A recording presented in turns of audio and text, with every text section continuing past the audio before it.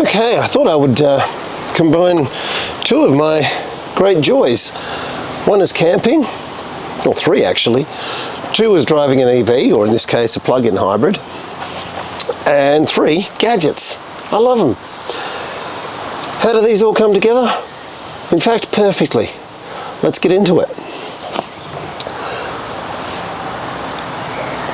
One of the great pleasures we have, particularly in a big country, big state like WA in Western Australia, is road trips, camping, getting away from it all, getting to isolated places.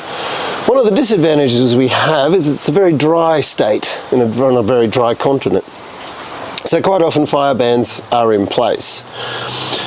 Yes, there's ways around it. We have gas cookers and gas stoves and the like, but it's not always practical. And we don't always want to have to set up a fire just because you want a quick meal while we're on the road. Or we might be camping for a specific reason. In my case, I love doing astrophotography, so I want to get the food side of things out of the way so I can focus on what I'm actually there for. With an electric vehicle, we are blessed, absolutely blessed, with so many options, particularly if we do have a built-in vehicle-to-load system or inverters built into the car. It means we can access household power while we're on the road. We can bring a whole heap of conveniences with us. This sort of thing is touted and exaggerated and made a little bit ridiculous by videos about taking your cinema projector along and projecting on the giant screen put up in the trees, running your power tools and ghetto blasters, all the stuff you really don't want to do while you're camping. But what's one thing we need to focus on is our cooking. And this is where we have all those advantages. I'll start with the most obvious first, because these sorts of things are becoming popular with the 12-volt camping crowd as well. Except we have huge advantages with our systems. I'll briefly touch on the advantages, the superiority of 240 volts over 12 volts. The easiest illustration is, this is a 2000 watt device. That's the cable for it. That's the connector for it. Those are the pins for it. Compare that to any device that's drawing 2000 watts in 12 volt DC. You look at the cables that go on a 2000 watt inverter, and they're about that thick each. All that has to be wired into your vehicle and fused appropriately. It's a lot of weight, it's a lot of expense, it generates heat, there's voltage drops, you can't run the cabling for long distances. We can run 240 volts for quite a distance. It's why we use high voltage power lines to transmit electricity. Also, because it's AC, alternating current, it goes through 0 volts. And as part of the sine wave, which means that you haven't got a continuous current running through this wire, it's cycling at 50 hertz. So it means that the wires can be way, way, way thinner, and there's less heat loss, there's less voltage drop. So huge advantages over 12 volts. It's why a lot of four-wheel drive camping systems are being built around 48 volts, but 240 volts is still better. But I digress. Well, there's the advantages. So the immediate one that springs to mind and is popular is the plain old induction plate. These are great, but they have their limitations. They're very, very efficient, particularly for things like boiling water or heating up something quickly. They can be a little too focused in that you end up with a hot spot. Depending on the size of the coils, you end up with a hot spot in the middle. So it does make cooking things evenly a little bit difficult. This draws more than my built-in inverter can actually put out. I'm limited to 1500 watts. This goes up to 2000, but if I take it, I've tested it, and you could do this at home yourself with a power meter that you plug in, and that power setting 6, it's still drawing under the 1500 watts, and that's more than enough for most cooking needs. That's what I used to use. But for the limitations I explained, I've moved to something else because I discovered this secondhand. Oh yes, by the way, Affiliate links for all of the products I'm going to be recommending and brands I'm going to be recommending today will be below for your Amazon shopping. No, I'm joking. I am not giving Jeff Bezos any opportunity to make more money than he possibly already is. Secondly, nearly all my stuff I buy secondhand. And this is the huge advantage 240 volt appliances have over traditional camping gear. And that is they're so available. And rather than buying things new and cheap, especially the cheap appliances, you're buying what's going to be landfill in 12 months' time. You buy secondhand quality, you're saving something from landfill, you're saving money. Quite often with a lot of these charity type shops, you're donating to charity and good causes at the same time. So buy secondhand where you can. You know, obviously there's places like Facebook Marketplace, but you've got to be wary about that as well. But buying from secondhand stores is a good way to actually have a look around and see what's there. So I shifted to this little guy here. This is what's called a Gesund plate. And no, I'd never heard of it either until I saw one in a secondhand store.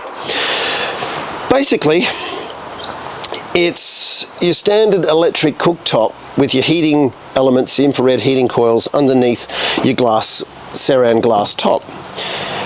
Unlike a conventional stovetop, this is designed to be cooked on directly.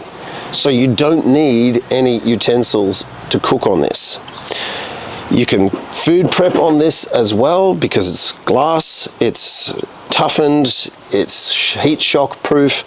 When you finish cooking on it, you just throw some cold water on it and scrape everything off. It's really quick and easy to clean. There's a drip tray there that comes off. There's a maximum of 1200 watts. It'll put a sear on most meats.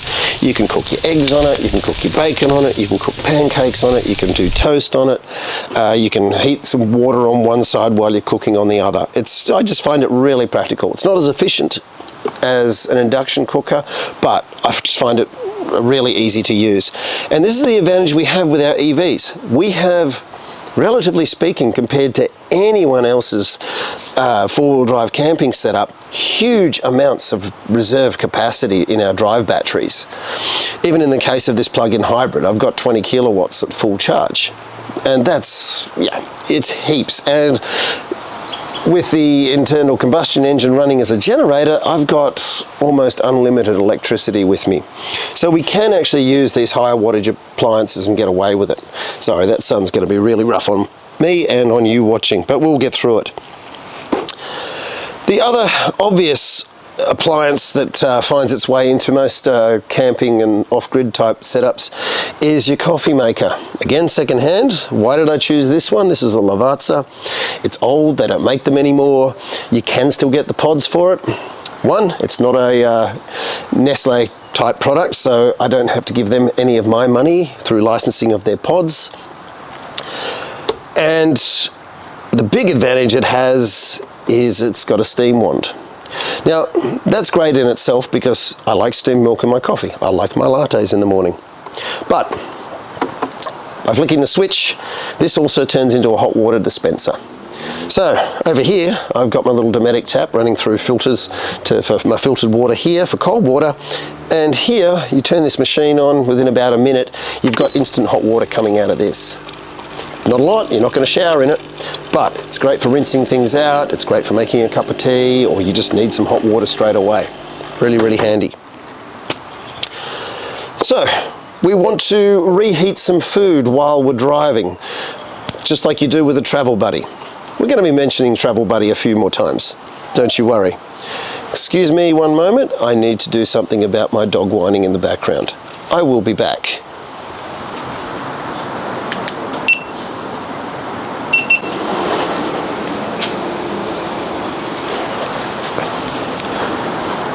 So, as I was saying, you want to put a pre-prepared meal aside and warm it up while you're journeying, so when you get to your destination, you've got a hot meal when you get there. It's WA, quite often we don't want a hot meal, but if you do and you're getting in at evening, here's a way we can do it. This little guy, in this case it's a Sunbeam. It's a food warmer, which is very popular in the Asian markets with people taking their lunches to work and cooking them or heating them up while they're at work. There's so many models on the market. Again, I picked this one up secondhand. This one's a little different to a lot of the ones you see online, which are steam and boiler based, and they have a water reservoir in the bottom. They boil the water that uses steam to heat your food, but it means that everything's going to be wet. This one works more like a slow cooker in that there's a resistive heating element around the sides, your internal bowl, which does actually have a seal on it, and a little steam release valve here. So if that pressurizes it, releases the steam, but it is kind of leak proof. So you can put your little stew, your curry, your casserole, your soup, whatever in there. I've added a bit of insulation to it to make it a little bit more efficient. I'll get onto that in a second. It heats up to about 85 degrees tops. It runs on 55 watts, so very low draw. It'll run on even a very modest 240 volt inverter system. Takes a little while to heat up, but it's reasonably quick. But I do find that if you're driving for an hour and a half or so and you put something in here that's pre-cooked, you might find it's overcooked by the time you get where you're going, because it does get up to that 85 degrees. It can be a little bit aggressive, but it does mean you can cook in it. So you could slow cook a small stew or curry or soup or whatever in this while you're driving from fresh and raw. What I've done, and I'm not suggesting anyone else do this, let me do the crazy stuff and make all the mistakes. I installed the dimmer switch, and basically because this is a resistive heater, all this does is chop the current a little bit, and that takes this down to a 20 watt draw on low, and that brings it down to the sort of 65-70 degree level, which is a food safe temperature to hold food. So that's my solution to that particular problem. Not ideal. It would be great having a device like this that does have a couple of different heat settings on it, but then again, that's what I found secondhand. Works great. Really easy to clean, really light, takes up no space. The base just clips off, much like a kettle type thing, and you've got your convenient little thing. You can go and sit that in your lap and eat your hot food without burning your lap. Brilliant little device. But just say you're feeling a little bit more ambitious. What do we do when something like this isn't big enough, or we want to do some more serious cooking? Well, let's see. And magically the light changed as well. Seamless. To the practiced eye, it's pretty obvious what this is, despite the name on the front. Quick Pot Grande. It is a rice cooker. This one is sold, and you'll see a few of these about, as a kind of smart cooker with a built-in intelligence, but no, it is just a rice cooker. If you want to know how rice cookers work, I highly recommend you go to a YouTube channel, Technology Connections. He has a great explanation. It's using magnetism and the way heat affects magnets to turn the power off and turn it into warming mode when the temperature rises a certain level above 100 degrees. So it's designed to boil water. It's designed to boil water or other ingredients until they get above a certain temperature. So it means you can cook rice in it, of course, but it also means you can cook other things. But it's not automatic. It comes with a cookbook. This one came with a cookbook, but there's a whole heap of recipes online for rice cooker recipes to do in your bog standard rice cooker. The proportions are important because of that cutout.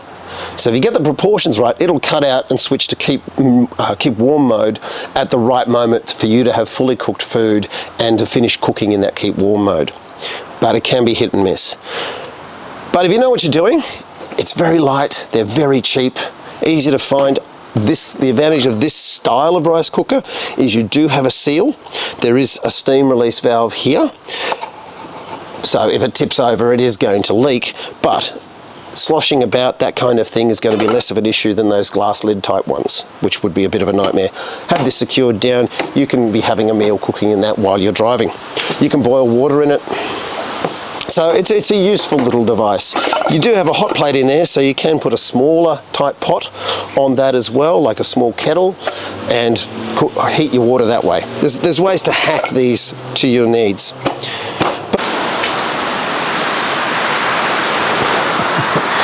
We're back. I really am having a terrible time with this. I'm making so many mistakes. I just recorded a whole piece without any of the mic switched on. But back to our little rice cooker here, or whatever they want to call it. They can be hacked and used in a variety of ways. Try and keep the proportions in the recipes that you might find online for rice cookers because of that automatic cutoff once it gets to a certain temperature. So you can work around it, but because it's sealed and so forth, for the most part, you don't have to worry about things sloshing. They're cheap as chips and easily available. But just say you want to get a bit more adventurous, you want to cook a larger quantity, you're going to be away for longer, you've got family with you, or you're meeting up with other people and you want something a lot more flexible, a lot more powerful, and a lot more volume. Well, let's see. Right, your eyes do not deceive you. It might seem a little bit ridiculous, but we have here an Instant Pot. And despite my earlier caveat about not mentioning brands or recommending brands, in this case I am going to recommend the Instant Pot brand of multi-cooker for this particular purpose, and there is a very specific reason for that, because otherwise they're pretty similar regardless of brand. And that is particularly with this particular model, the Duo I think, and things like the Pro, you get a good quality, reasonable thickness stainless steel bowl. Double heavy base, so you get good even heating with them. You haven't got a non-stick coating to worry about. You can use any utensils you like in it. You can put it on a fire. Obviously I'd be careful, you don't want to warp it, but it is heavy gauge, reasonable gauge stainless steel. You don't have to worry about coatings coming off in your food. You can cook any ingredients in there. You don't have to worry about acidic foods. Pretty much everything can be cooked in this. It might seem bulky, but with all the accoutrements, it's really not much more bulky, and it is lighter than the average camp oven, particularly of the traditional cast iron models. And once you put those things in bags, which you kind of need to do because they're usually covered in soot, this is taking up a similar amount of room. And like a lot of people do with their camp ovens, with this, again, because of that stainless steel bowl, you can keep things inside this. You can keep your food bowls, you can keep smaller pots and pans in there. You can have that filled up with things when you're not using it. That might seem big and bulky, but that would fit in behind my coffee maker here on this slide. So it's a very useful thing. And like I said, you can use it as a warmer, simply because you've got a slow cook mode. So you could heat up a pie in there while you're driving. You put it in slow cook mode, set it on low. I think it heats up to about 90 degrees. Because it's in slow cook, it doesn't cut off. You don't have the burn warning and all that kind of thing going on because it's such a low temperature. The interior heats up, and it's basically acting as a small food warming oven. But pressure cooking is the most efficient way to cook. If you are on the road and you've got raw ingredients you want to cook, you want to make a casserole, excuse me, you want to make a curry, you want to make a soup, this will do it so much faster. Something that takes 4 hours to slow cook or cook in a camp oven, you're going to knock that out in 30 minutes in one of these. You can cook up dry beans, you can cook rice in it. Very, very efficient, uses way less power, doesn't require a lot of power to maintain the temperature and the pressure once it does get up to there. This is 1000 watts, so it's modestly powered. The watts matter when it comes to sauteing and getting up to your pressure temperature, but once it's up there, it's using way less than that 1000 watts. It's just going to be cycling on and off, and it's going to be using relatively little power. Again, because it seals, if this is well secured, this isn't going to leak in corners. You're not going to have a problem with sloshing and that kind of thing. So that's another advantage there. But just say, you really, really, really can't live without your travel buddy oven. You got used to it. You got used to putting your pies in there. You got used to doing your soggy pizzas. You used to love doing your lamb shanks that would take 4 hours. Well, you'd do your lamb shanks in here, seriously. But for the other things, the toasty type things, the oveny type things, what do we have for that? Well, folks, no surprises here that the simplest and easiest analog for your travel buddy oven is a plain old toaster oven. Doesn't get much simpler than this. A couple of heating elements in a box. Now, the advantage of this over a travel buddy, it's probably at least a fifth of the weight. It's probably a tenth of the price, especially second-hand. You can find them everywhere. And in this case, we have a little bulge at the back. What's that for? Well, I've tested it, and this will fit a standard size frozen pizza. Now, unlike a travel buddy where you're going to be waiting maybe 30 minutes, 45 minutes for your pizza to cook, fresh or frozen, whatever, turn this little guy on, it's going to heat up in no time, and you're going to have your pizza in about the same amount of time you would have been heating it up in your household oven. So you don't really have to heat foods while you're driving when you've got something like this. You've got literally 10 times the amount of watts and heat energy that this is producing. Yes, it's not insulated, so it could be inadvisable to run it while you're driving inside your vehicle, depending on what it's close to. But as long as it's not touching things and you've got a reasonable distance, it's not too bad. But you don't really need to, because it heats up so quickly. This is 12,000 watts. Keep in mind, a travel buddy is 120 watts. You've got 10 times the amount of heat energy coming out of this. And most of that heat energy is then being directed into the food. You're not heating the appliance in order to get the heat into the food, which is pretty much the way the travel buddy works. It's got to heat the entire interior before any heat's going to get into that food. With these exposed elements, you get radiant heat as well as the convection heat, so things happen a lot faster. You can do toast in it, you can do toasted cheese sandwiches in it. There's a whole heap of things you can do. So that's that, but there are other things you can take with you to make life easier on the road. Again, as 240 volt appliances.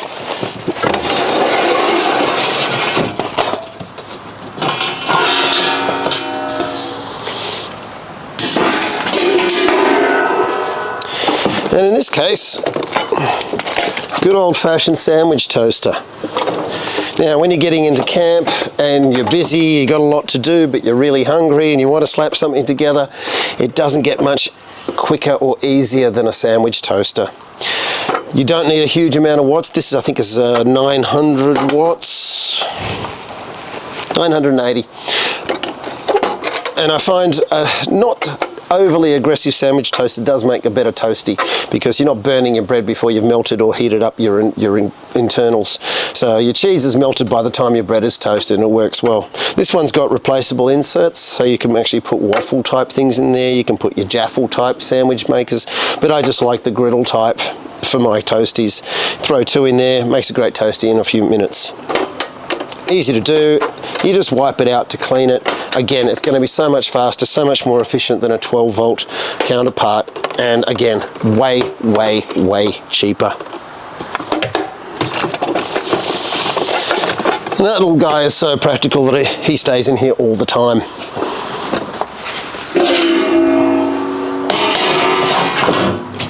So, I think I've covered everything I can think of at this stage. We have a lot of opportunities with an EV. We can use our standard household appliances, especially if we've got built-in inverters. The advantage of my car, the Outlander, Mitsubishi Outlander plug-in hybrid, is the 240 outlets are inside the vehicle itself, so I can run appliances while I'm driving.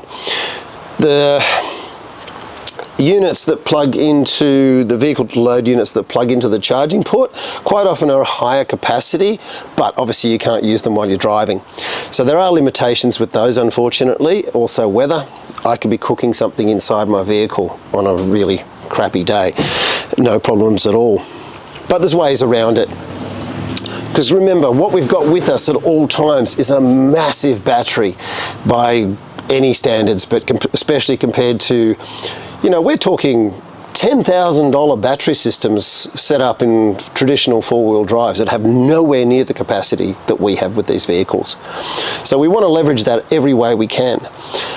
I also run an auxiliary battery in this because one of the things that is superior as a 12-volt model is the car fridge.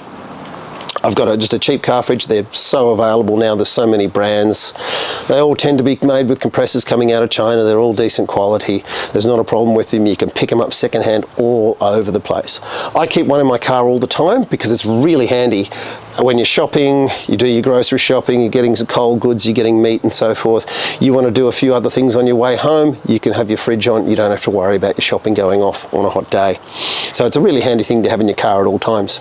But to run that, I do need an auxiliary battery because I think, as I may have mentioned earlier, fiddling around or trying to tap anything into your 12-volt system is not necessarily a great idea. They're low-capacity batteries in EVs and plug-in hybrids. They're not designed to crank a large motor. They're not designed to do any of that. They're basically designed to boot up the electronics and engage the contactors for the main drive battery. So most of your power, particularly with your inverter power, is coming from that high-voltage drive battery, which makes the cabling a lot easier. You don't have to run as heavy gauge as you do with 12-volt systems, so I would leave the 12-volt system alone. You don't want to drain that battery. You do that and it hasn't got enough volts to boot up the electronics, you're kind of stuck. That's why I also keep a little booster pack in case that ever happens. But because I'm leaving that 12-volt battery alone and I've got an auxiliary battery, which is a lithium that I keep on the floor behind the driver's seat, that is running my camp fridge. I can charge that battery up at home and that'll run that fridge for days. No problems at all. If I want to charge it while I'm on the road, I can do the old solar panel because it's got a built-in solar charger. Or I can run an AC to DC charger just plugged into my sockets in my car, and I can run a good 20 amps into that battery in power supply mode without having to go through the rigmarole of DC to DC chargers, which again, even a 20 amp one of those is massive cables and just a lot of nightmare. And I can use this battery charger at home whenever I need to charge up something as well. So that's all I've got to offer so far. Hope you found something useful there, but I just want people to use their EVs to their full extent and to their full capabilities. And there's nothing quite as liberating as being able to get away and bring a whole heap of these mod cons with you. So happy travels.